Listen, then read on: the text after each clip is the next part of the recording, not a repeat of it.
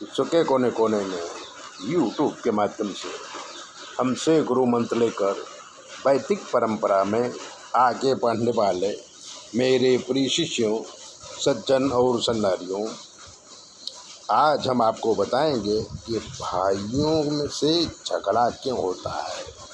हमारे देश में राम राज्य आया तो ईश्वर ने हमें सिखाया कि सबसे बड़ी सगाई सहोदर भ्राता की होती है और भाई से बड़ा मित्र कोई नहीं होता। लेकिन जब बीच में धन संपत्ति आती है तब भाई से बड़ा दुश्मन भी कोई नहीं होता है। उदाहरण के तौर पर एक गांव में दो भाई थे। बड़ा भाई पिता की खेती बाड़ी संभालता था और छोटे भाई को पढ़ाता था। पिताजी नहीं थे, छोटा भाई पढ़ लिख कर तैयार हुआ, नौकरी नहीं मिली। बड़े भाई ने किसी तरह से छोटे भाई की शादी करवा दी और कहा कि तुम नौकरी ना करो, घर में ही रहकर पशुपालन करो और खेती बाड़ी में ध्यान दो। दोनों भाई मिलकर कमा लेंगे और जी लेंगे और हमारा जीवन चल जाएगा। पर छोटा भाई बहुत आलसी था, घर में कुछ काम नहीं करता था और मौज शौक से जी रहा था। बड़े भाई से पैसे मांगता तो बड़े भाई पैसे क्यों चाहिए पूछने लगे। जब छोटे भाई को दो बच्चे हो गए, बड़े भाई को एक ही बेटा था जो 8वीं में पढ़ रहा था। छोटे भाई की पत्नी जेठानी से जलती थी और छोटे भाई को बहुत चढ़ाती थी और कहती थी कि हर सामान में हमारा हिस्सा है।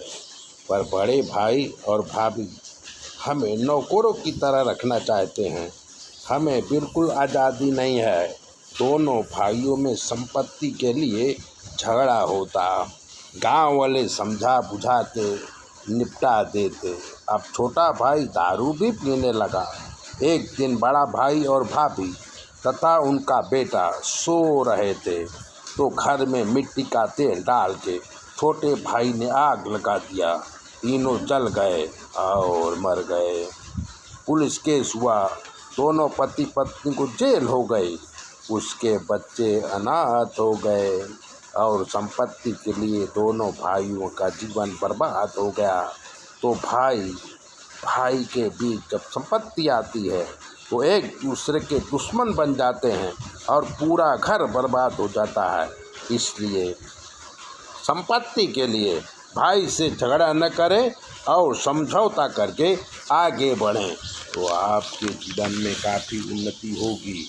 ऐसी ही बातें जानने के लिए चैनल को सब्सक्राइबर कर लीजिए, लाइक कर दीजिए। और अगर आपके जीवन में कोई कष्ट है तो 9825200108 पर फ़ोन करके कुछ भी पूछिए, हम आपको बताएंगे कि आपके जीवन में क्या कमी है और आपको क्या करना है। चैनल सब्सक्राइबर ज़रूर करें। जय भोले।